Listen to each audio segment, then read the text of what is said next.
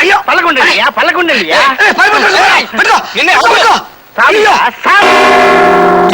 అని నైనా ముహూర్తం టైం అవుతుంది. ఒక్క నిమిషం అండి. సావియా 8 నన్ను సెలవు తీయండి, తొందరపడకండి, ఏ అగత్యం చేసుకోకండి. రామారావు గారు 9 సింహాచలం 9వ గంట కొట్టడేమిటి? సింహాచలం ఇంకా 9వ గంట కొట్టలేదేమిటో. నేనే మహాసుత్తిని, నన్ను సుత్తి పెట్టి కొట్టి సంపేయాలని చూస్తావా? నీకిదే సరైన చిత్త. ఇప్పుడు ఇంకో కసేపుతాను, ఇరుకో.